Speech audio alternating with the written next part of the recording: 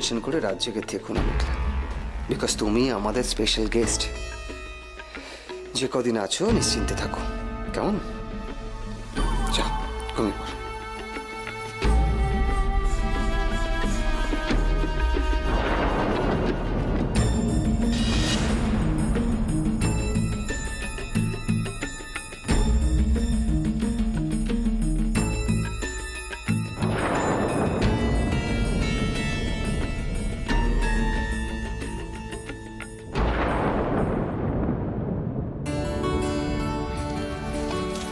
শুয়ে পড়, আয় আয় শুয়ে পড়।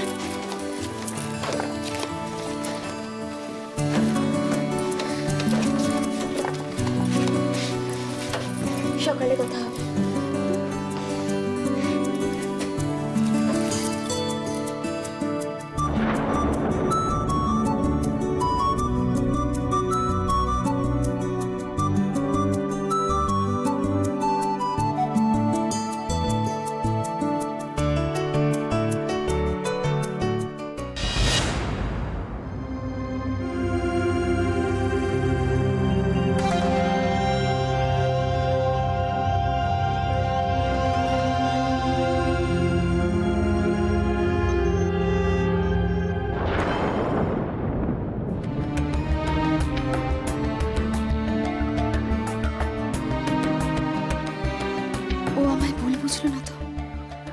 কিন্তু কি করব আমি? ও যদি জানতো মেঘলা কি করতে যাচ্ছিল তাহলে হয়তো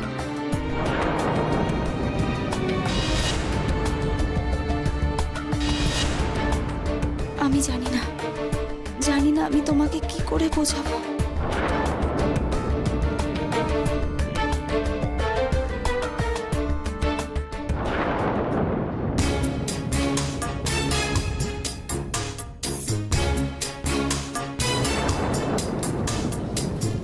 আসলে পরিস্থিতিটাই এমন ছিল না যে আমি মেঘলাকে। তার জন্য তোমায় আমি কিছু বলেছি? না না, আমি ভাবলাম তুমি হয়তো আমার উপর। তোমার যেটা মনে হয়েছে তুমি সেটা করেছো, তার জন্য আমাকে কৈফিয়ত দেওয়ার দরকার নেই।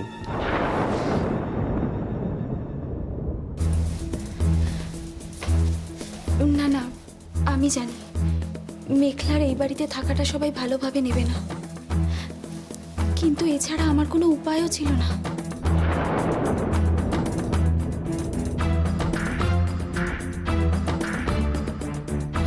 মেঘলা ছেলে মানুষ, ওর বাস্তব বুদ্ধিটা একটু কমই আছে, কিন্তু তুমি হয়তো ওর পুরো কথা জানলে তুমি বুঝতে পারতে যে আমি কেন। তুমি আমায় ভুল বুঝো না, কিন্তু আমি শুধু স্বার্থপরের মতো নিজের কথাটা ভাবতে পারবো না।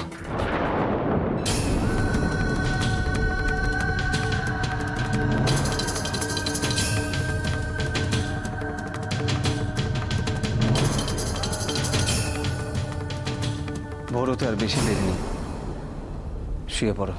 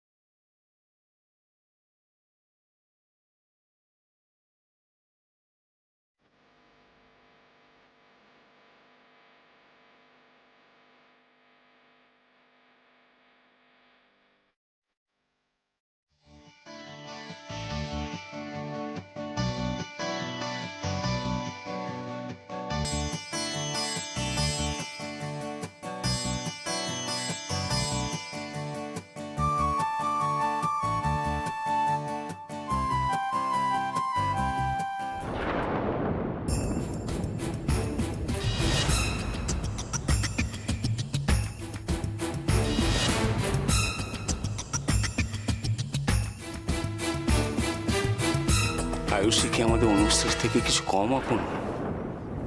ও তো আমাদের মেয়ে। ওইভাবে বুকে ওর মনটা ভেঙে দিতে পারলে তুমি?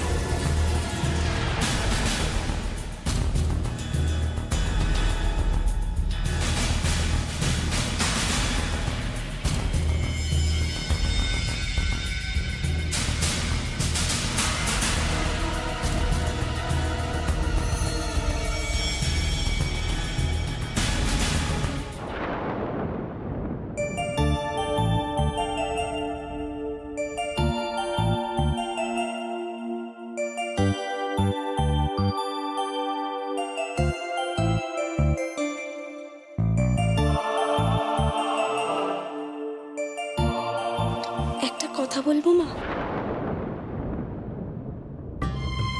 ঠাম্মা বলতেন মা নিজের সন্তানদের সব ভুল সবসময় ক্ষমা করে দেন। আমি জানি আপনিও আমার কোনো ভুল মনে রাখেননি, কিন্তু মা আপনি অনুমতি দিলে আমি আমার ভুলের প্রায়শ্চিত্ত করার জন্য সারা দিন উপোস থেকে মায়ের মঙ্গল ঘট আবার স্থাপন করতে চাই। মনে বড় দ্বিধা ছিল, আমার কোথাও কোনো ভুল হচ্ছে না তো, কিন্তু এখন আমি জানি আমার ছেলের বুকে চিনতে আমার কোনো ভুল হয়নি, তাই না রে অনু? আমার তো কখনো মনে হয়নি মা তুমি ভুল করেছো। তোমার ঠিকটা যে কতটা ঠিক তুমি নিজে চিনতে পেরেছো বলে আমার আজকে ভীষণ আনন্দ হচ্ছে জানো। চলো মা, আমি তোমায় নিজে হাতে দেখিয়ে দেব মঙ্গল ঘট কি করে স্থাপন করা হয়।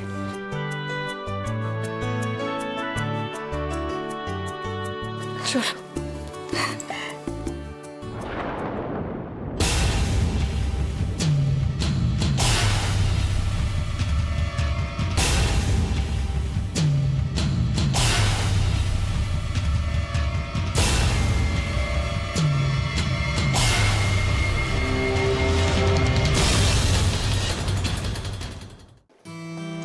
জানো তো, মানে ও বাড়িতে দাদুভাই বড় একা পড়ে যাচ্ছিল। দেখো, বন্ধু বান্ধব যতই থাক তারা তো কেউ আর মা বাবার জায়গাটা নিতে পারে না, তাই না? না না, আর আর লাগবে না, আর থাক। না লাগবে, লাগবে না না, লাগলে আমি চেয়ে নেবো। না আমি দেবো, আপনি খাবেন। ওখানেও তো থাকেন আপনি একা একা, আপনার যত্ন আত্মীয় তো সেরকম করে কিছু হয় না দাদা। হ্যাঁ, এই যে ফিরে যাবেন আবার তো যে কি সেই। আমার সব স্বাদ আহ্লাদ এখন শুধু দাদুভাইতেই এসে ঠেকেছে। ও একজন ভালো মানুষ হয়েছে এটা দেখে যেতে পারলেই আমি বাঁচি। হবে হবে, দেখুন আপনার স্বাদ কিন্তু অপূর্ণ থাকবে না, এই গ্যারান্টি আপনাকে দিতে পারি। কিন্তু আমি একটা কথা বুঝতে পারছি না যে দোয়েল, রুদ্র এরা যতই ব্যস্ত থাক, নিজেদের ছেলে বা পরিবারের লোকজন এদের প্রতি ওদের একটা দায়িত্ব নেই?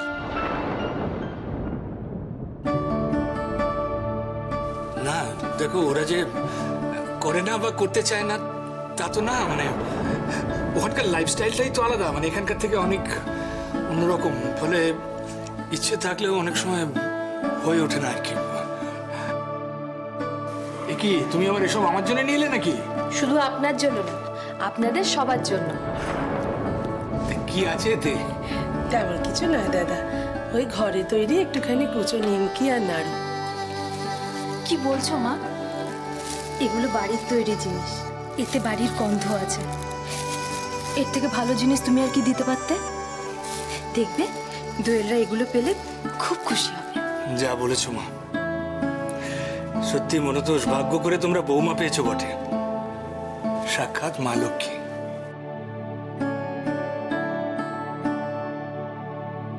একটু বাড়িয়ে বলছি না বেয়া, এ বাড়িতে ঢুকলেই বোঝা যায় যে এখানে মা লক্ষ্মী থাকেন। মা তুমি এটা দাও। হ্যাঁ দিন, দেখতে দাও। লজ্জা পেয়ে গেছে। গ্র্যান্ডপা একটু শোনো না। কি হলো? তুমি একটু এদিকে আসো। কি হয়েছে? শোনো, বলছি আমাকে এখানে কদিন থাকতে হবে?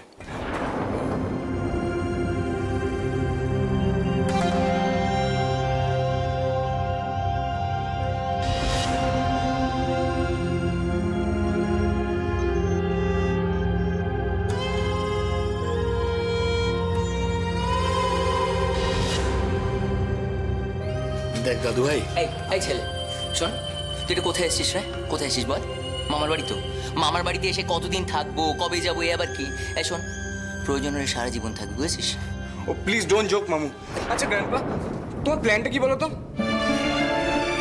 দেখ দাদু ভাই, আমি আগে ফিরে যাই, তারপর তোর বাবার সঙ্গে কথা বলে তোকে না হয় জানাবো। হ্যাঁ, তুমি যা করার তাড়াতাড়ি করো, আমি কাজ ছাড়া কিন্তু এইভাবে থাকতে পারবো না। এই শোন না,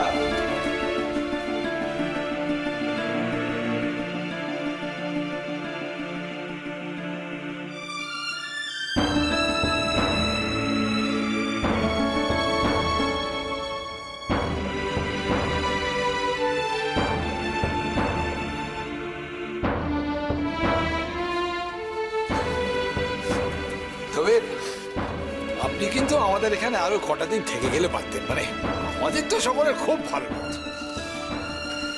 ভালো তো আমারও লাগতো মনোদোষ, কিন্তু কি করা যাবে বলো, ছুটি যে শেষ হয়ে এলো। ভাবছি এদিকের সব কাজকর্ম সামলে নিয়ে শেষ জীবনটা মীরাকে নিয়ে বেনারসি কাটিয়ে দেব।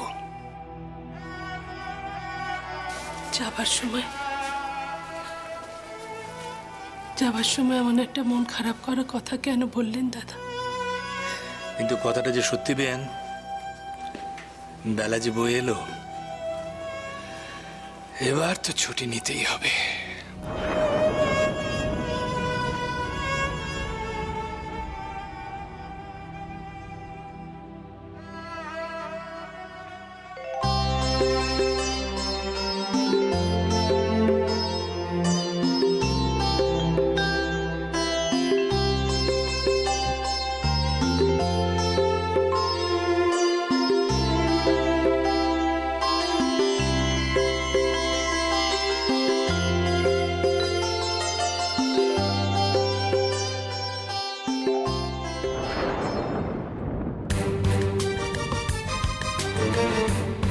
যে কাল তোকে সবার সামনে ইনসাল্ট করেছে, সে আজ আবার তোকে ভালোবেসে কাছে টেনে নিল কেন? অতি ভাই, কি আছে বলতো তোর মধ্যে, যার জন্য সবাই শুধু তোকেই ভালোবাসে?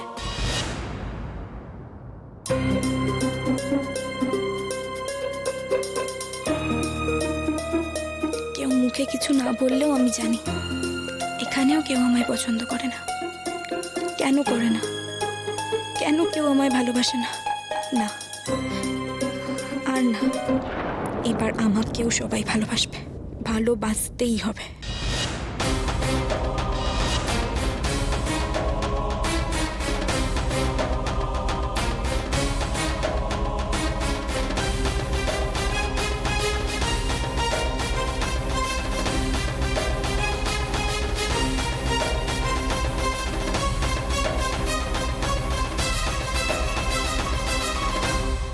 ঘর তো বসানো হয়ে গেল, এখন আবার কি করছে রে বাবা?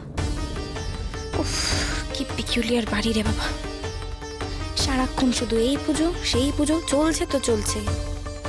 এত বেলা হয়ে গেল, ব্রেকফাস্ট কিছু হবে না নাকি?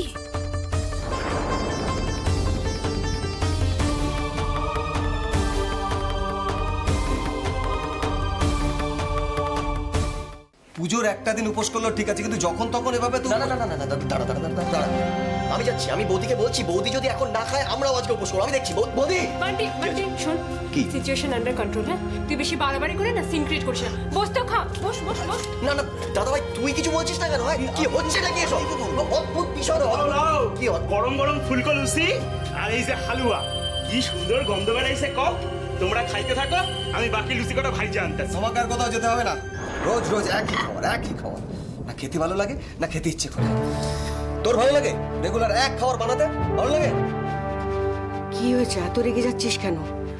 আর আজকে হালুয়া ভোলা বানায়নি, তোর পছন্দ মতন আমি বানিয়েছি, খেয়ে দেখ, এক ঘেয়ে লাগবে না। ভোলা, তুই বাকি লুচিগুলো ভেজে আন, আমি এখানে বেড়ে দিচ্ছি। ঠিক আছে বল।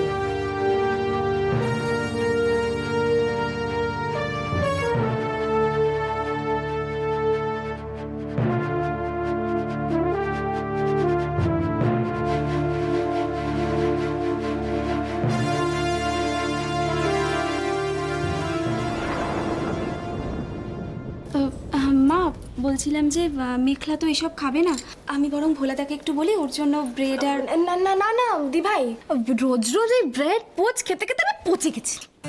আজকে খাবো, আজকে মামি লুচি আর হালুয়া খাবো। ওয়াও, কি সুন্দর একটা স্মেল বেরোচ্ছে। আন্টি তুমি বরং আমাকে ফুলকো ফুলকো লুচি আর হালুয়া দাও তাড়াতাড়ি।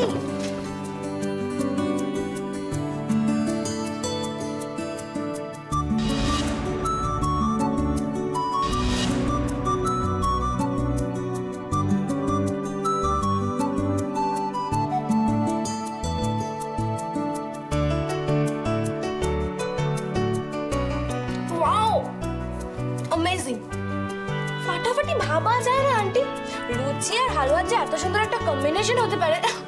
তোমার হাতে নিশ্চয়ই জাদু আছে। দেখলি তো, আর তুই বলছিলি একঘেয়ে লাগে। আন্টি আই নো কেউ বিলিভ করবে না, বাট তোমার এই যে হাতের বানানো খাবার এই পুজোতে best gift. I am really very happy. Thank you aunty, thank you. আচ্ছা আচ্ছা আচ্ছা, ওকে ওকে, কিন্তু বলছি হ্যাপি হতে তো আমাদেরও ইচ্ছা করে। হ্যাঁ বলছি এই এই বেস্ট গিফটের রিটার্ন গিফট আমরা কিছু পাবো না? নো প্রবস, কি চাও বলো? ও গ্রেট, হ্যাঁ তাহলে একটা কাজ করো, ইয়েস তুমি আজ তোমার হাতের একটা স্পেশাল ডিশ আমাদের রান্না করে খাওয়াও। না বলো, তুমি বলো না কিছু। না না একদম না, মানে ও তো এসব করেনি কখনো, আর ওর অভ্যাসও নেই। শেষে কিনা এগুলো করতে গিয়ে যদি ও এক্সট্রা অ্যাক্সিডেন্ট বাঁধে তাহলে তো। দি ভাই তুই না একদম সবসময় আমাকে আন্ডারএস্টিমেট করবি, আর একটা চান্স তো দে, তারপর দেখ আমি কি পারি আর কি পারি না। Yes, that's the spirit. আরে বাবা, আমরাও দেখি যে তুমি কি কি পারো। প্লিজ বান্টি, তুমি আর কোনো হুজুগ তুলো না। চল দি ভাই, এত চাপ নিচ্ছিস কেন বলতো? আরে আফটার অল আমি তো তোরই বোন। তুই চুপ কর please. Aunty please please please আমাকে একটা চান্স দাও, আমি ঠিক নিজেকে প্রুভ করব। প্লিজ তুমি না করো না, প্লিজ প্লিজ। আচ্ছা ঠিক আছে, করো।